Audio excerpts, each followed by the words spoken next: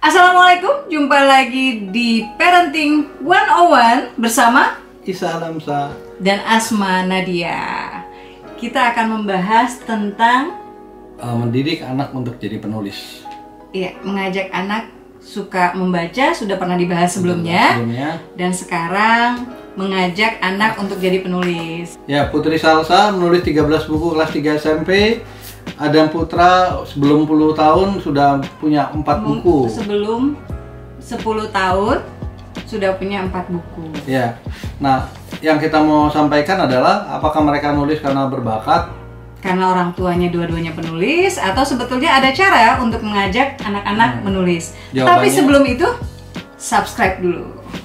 Oke, ayah, ya. Ada cara-cara yang fun supaya anak suka membaca, ada cara-cara yang fun nggak supaya anak-anak suka menulis? Ya, jadi sebenarnya anak-anak itu bisa jadi penulis bukan karena orang tuanya penulis, tapi lebih jika orang tuanya memang mengkader mereka untuk jadi penulis. Atau menumbuhkan atmosfer. Ya, karena banyak penulis yang anaknya nggak jadi penulis, banyak orang tua bukan penulis, anaknya jadi penulis. Jadi kalau ada yang bilang anak jadi penulis karena orang tua penulis, itu jelas batal. Nah, apa yang kita mau share sekarang adalah apa yang kita lakukan sehingga pada akhirnya anak kita kemudian jadi penulis dan suka menulis. Nah, yang pertama atmosfer ya. Jadi kalau ada lomba, kita ikutin mereka nulis. Biasanya toko buku suka mengadakan acara lomba. Jadi baik Salsa, Adam Putra Firdaus pernah ikutan lomba. Juga Salsa pernah jadi juara pertama lomba menulis surat untuk presiden. Iya. Itu tahun berapa itu ya? Tapi di Taman Ismail Marzuki, waktu itu se-Indonesia. Adam pernah ikut lomba nulis puisi di Gramedia dan dia mengalahkan Asma Nadia. Adalah Adam waktu itu kelas 4. Kelas berapa dia? Kelas 1, kelas 2 gitu loh kayaknya. Iya, masih kecil banget deh. Yang dia bilang, aku cinta bunda seluas lapangan sepak bola. Jadi buat dia tuh udah gede, padahal kecil lapangan sepak bola, ya kan. Nah, itu pertama ya, ikutin lomba. Tapi sebetulnya nggak itu doang. Yang dulu ikutin lomba itu pertama Faiz. Jadi anaknya Helvi ikut lomba, Caca ikut-ikutan lomba gitu. Nah, jadi berarti atmosfer kan, ya nggak? Kalau kita mau anak kita suka nulis, ajak anak-anak ke acara-acara penulisan. Jadi kalau misalnya ada launching buku, ajak anak-anak kita juga ikut launching buku ya kan. Kita pernah nulis Ola si Koala. Kemudian dongeng itu kita bacain. Caca itu waktu itu masih kecil banget ya, paling 4 tahunan. Nah, dia minta berperan jadi si Olanya. Jadi kita bacain, dia yang berperan. Tanpa sadar. Bukan bacain sih, tapi kita menceritakan dongeng secara interaktif. Secara interaktif, terus Salsa minta berperan dalam dongeng, dan dia jadi berperan ngikutin jadi Olanya gitu loh. Nah, itu sebetulnya tanpa sadar di situ ada keberanian, ada atmosfer juga karena acaranya mana? Pameran buku. Nah, berarti ngajak anak-anak pameran buku itu juga salah satu cara. Cara lainnya lagi apa? Beliin buku anak-anak KKPK. Nah, kalau anak-anak seri yang ditulis oleh anak-anak. Iya, KKPK, PCPK, banyak sih namanya sekarang gitu loh. Jadi membelikan buku anak-anak yang karya anak-anak. Tujuannya supaya anak-anak juga melihat, wah kalau si ini umurnya misalnya 9 tahun, 7 tahun bisa jadi penulis gitu kan, berarti saya juga bisa dong gitu ya. Kayak gitu. Jadi itu juga cara lain. Cara lain lagi bikin permainan-permainan yang menyukai bahasa ya. Ya, kita Pancasila ada 5 dasar itu kan juga dulu tuh. Oh iya, kalau kita main kalau di kendaraan. Kalau dulu waktu kita kecil ngomong Pancasila 5 dasar, kalau nggak ada bilang ABC 5 dasar. Sekarang kan kayak gitu kan. Nah, itu juga pengaruh. Jadi huruf A binatang ini. Nah, tinggal kita ganti. Misalnya B yang kata kerja, C kata sifat. Agak bingung kan, apa sih kata kerja, kata sifat ya. Tapi lama-lama itu dia akan ngerti sendiri. Dan yang perlu diingat, anak-anak itu kompetitif. Jadi segala edukasi ketika dihubungkan dengan kompetisi, dia biasanya suka. Anak-anak tuh biasanya suka suka menang. Jadi kalau lagi bareng sama sepupunya ya, atau abang adik berdua ya, kakak adik berdua bisa itu. Tapi sebelum itu juga Bunda inget nih ya, ada yang biasa kita lakukan. Menulis itu kan mengajarkan anak menulis, itu kan berarti dimulai juga dari mengajarkan anak menyusun gagasan. gitu kan, dari gagasan. Boleh lisan dulu gitu, kayak misalnya kita biasa tanya pendapat Caca abis nonton film gitu ya, pendapat Caca kayak gimana gitu kan, pendapat Adam kayak gimana. Terus dulu pernah juga waktu Adam masih kecil banget, kita dongeng interaktif yang ini ya, misalnya di sebuah hutan terdengar suara, ayah lanjut. Jadi ada cerita-cerita yang berlanjut. Jadi kita lanjut, nanti anaknya lanjutin sebuah apa? Ada seorang anak yang berlari gitu ya, ada anjing yang menggonggong gitu. Tapi tiba-tiba Adam waktu itu saya ingat umur berapa ya, kayak 2 tahun ya. Adam tiba-tiba bilang, lalu ada ayam kotek kotek kotek kotek kotek kotek, nggak nyambung gitu ya, tapi nggak apa-apa gitu. Itu bagian dari mereka menyusun gagasan. Jadi kita tidur berempat, terus tinggal urutan tuh cerita satu, ayahnya, bundanya, anak-anak, ayah cerita bersambung itu bisa. Cerita berantai ya, jadi satu bikin kalimat pertama, anak kedua bikin kalimat kedua, ketiga. Jadi tanpa sadar mereka sedang proses bikin cerita. Terus kemudian kadang-kadang kalau kita orang tua itu ada yang ngajarin gini, tanya ke anak-anak kenapa, terus tanya anak-anak apa. Jadi bukan ya tidak. Jadi pertanyaan jangan ya tidak. Jangan yang jawabannya ya iya, tidak. Jadi tadi pelajaran seru nggak? Iya. Tapi harus pertanyaannya, tadi pelajaran sekolah bagaimana? Seru. Serunya seperti apa? Ya seru aja, main apa. Jadi jawabannya tuh jangan yes or no question gitu. Kalau nanya sama anak-anak, jawabannya harus ada penjabaran. Iya. Kalau pertanyaannya cuma tadi sekolah seru apa enggak? Enggak. Seru, udah gitu ya. Asik selesai di satu kata. Udah selesai. Tapi selalu harus yang tadi sekolah bagaimana? Tadi belajar apa aja, kayak gitu-gitu. Itu kan ada pertanyaan-pertanyaan, berarti ada dialog. Nanti mulai masuk pertanyaan-pertanyaan, menurut kamu gimana?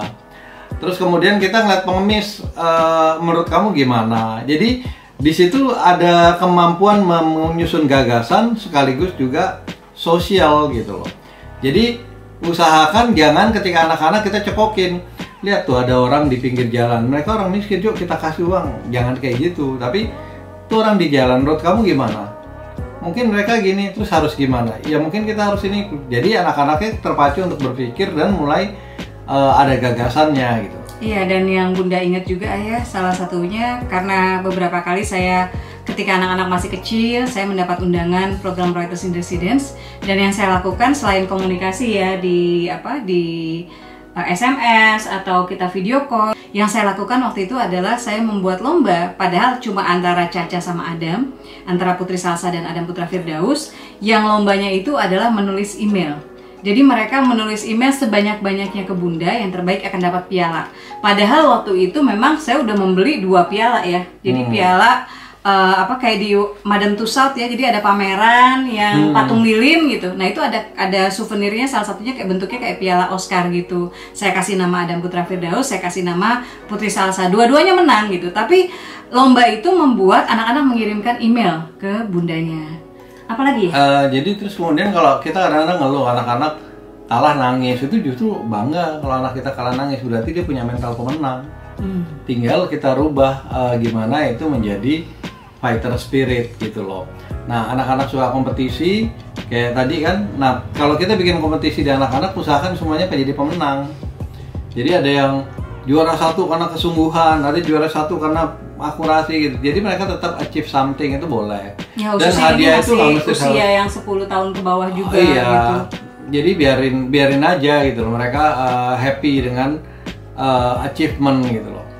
Kemudian Asma punya kebiasaan bikin diary sama Caca. Jadi catatan harian ibu dan anak. Catatan harian ibu anak. Jadi Caca nulis, nanti dijawab. Sebetulnya kalau anak-anak suka menulis, ini orang tua terbantu, ayah bunda akan terbantu karena tahu gitu masalah mereka apa sih gitu, atau perhatian mereka apa sih gitu. Waktu itu kalau nggak salah ada virus atau ada apa gitu ya, jadi yang harusnya kita nggak boleh makan ayam kalau nggak salah waktu itu gitu, flu burung apa ya.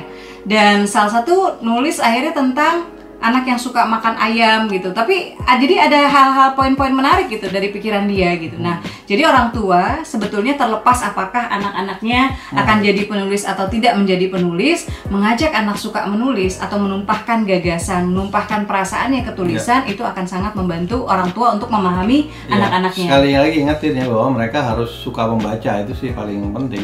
Walaupun kadang-kadang kesukaan anak membaca tuh ngagetkan. Kita pernah pagi-pagi tuh dibangunin Caca, waktu itu umur masih TK. Ayah gawat, kita bangun. Dia bilang apa tau akan terjadi? Terjadi gempa bumi di Amerika Latin, korban gitu. Jadi dia tuh merasa ada korban gempanya di Amerika Latin, korbannya banyak dan menurut dia tuh bahaya itu. Dan kaget gitu. Sedangkan kalau kita kan orang tua udah bisa mencerna kan, bahwa bahaya itu kalau deket, bahaya itu kalau kayak gimana. Kalau dia nggak mencerna itu, pokoknya korban banyak, kemudian gempa itu bahaya. Misalnya kayak gitu-gitu tuh akan terjadi gitu. Mereka banyak tahu, kemudian belum tahu konteks, tapi itu prosesnya itu. Terus kalau kilas balik lagi ketika anak-anak masih kecil banget ya, masih balita ya, masih bawah 5 tahun, itu biasanya kan usia 3 tahun 4 tahun tuh kalau mereka mau apa-apa tuh nangis gitu. Nah saya selalu bilang gitu, Caca, Adam, Bunda nggak ngerti gitu kalau nangis. Caca kenapa gitu, Adam kenapa, maunya apa gitu. Nah ini juga belajar mereka mengungkapkan emosi, mereka mendefinisikan perasaan, which is mendefinisikan perasaan ini juga bagian yang penting ketika mereka mau menulis nantinya gitu. Dan setelah mereka agak besar, yang kemudian saya lakukan adalah kan pertama mereka punya buku 1 udah seneng kan gitu, dan ya udah gitu, kenapa mereka harus punya buku 2, 3 dan seterusnya gitu. Padahal ketika membaca karya anak-anak dan melihat misalnya bahwa juga didukung oleh pernyataan para penerbit ya, ini bagus tuh kok tulisannya gitu. Sayang banget kalau mereka cuma berhenti di 1-2 buku gitu. Akhirnya waktu itu yang saya lakukan adalah saya menjadikan menulis sebagai sebagai syarat. Jadi saya menjadikan menulis sebagai syarat. Jadi kalau misalnya mereka pengen karya wisata, mereka pengen jalan-jalan kemana, mereka minta misalnya ke tempat hiburan ya, ke Dufan atau kemana gitu, itu ke taman safari ya, yang saya minta adalah oke, tapi kasih Bunda tulisan. Atau misalnya ketika anak-anak sudah mulai remaja pengen punya handphone kan, saya bilang oke, setor ke Bunda 5 tulisan, nanti Bunda kasih honornya di awal.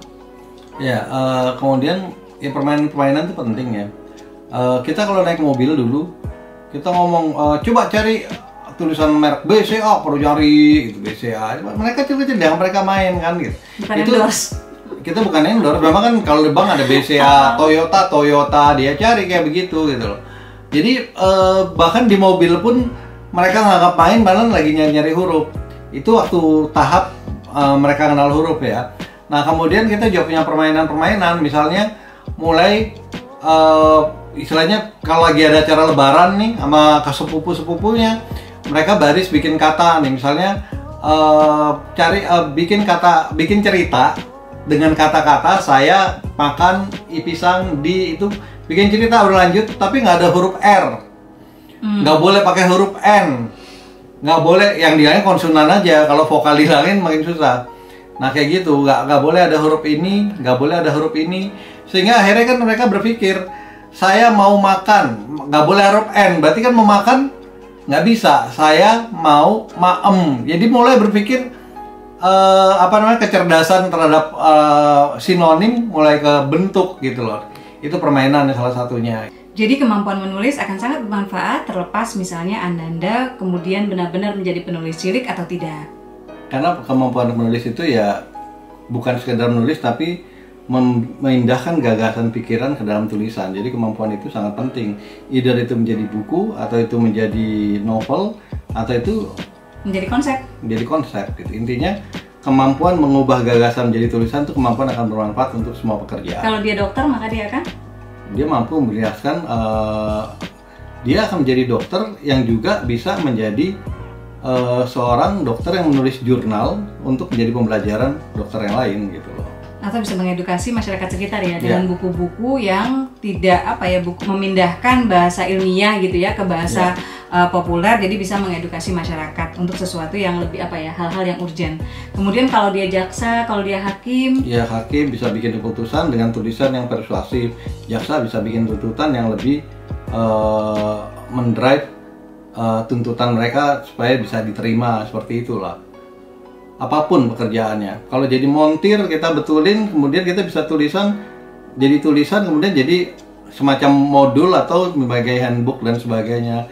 So, kemampuan ini akan bermanfaat untuk semua pekerjaan. Bahkan pelukis terkenal Van Gogh itu sebelum melukis itu biasanya menuliskan dulu panjang lebar ya rencana lukisan dia tuh akan bagaimana gitu ke adiknya. Jadi ada di salah satu museum yang pernah kami kunjungi. Dan itu membuat Van Gogh menjadi legendaris justru karena dia menerangkan isi lukisan-lukisannya sehingga lukisannya jadi lebih kuat dan punya cerita. ceritanya lebih kuat gitu lukisannya gitu. Baik, buat teman-teman semua, sekian Parenting 101 ya. Mudah-mudahan jumpa lagi. Jangan lupa untuk anak-anak diajak agar suka menulis, mereka harus suka membaca. Dan barangkali bukunya Salsa, Fallen for You, atau bukunya Adam, Anak Penangkap Hantu bisa menjadi salah satu referensi. Karena kadang-kadang orang dewasa tidak bisa menghakimi atau menjadi juri yang adil bagi karya tulis anak-anaknya karena punya standar tersendiri. Dan ini buku sebetulnya semacam upgrade. Dulunya kan KKPK ya, PCPK, kecil-kecil punya karya, penulis cilik punya karya. Kemudian dia naik level, akhirnya menjadi novel. Novel anak, novel remaja. Jadi nanti setelah itu bisa jadi novel dewasa, jadi akan jadi semacam peningkatan upgrade kemampuan anak-anak dalam menulis.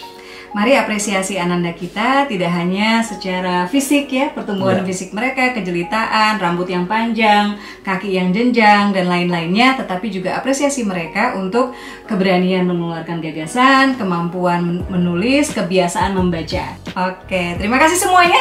Jangan lupa subscribe, ditunggu like dan komennya, termasuk apalagi bahasan yang teman-teman ingin kami obrolkan berdua dalam Parenting 101.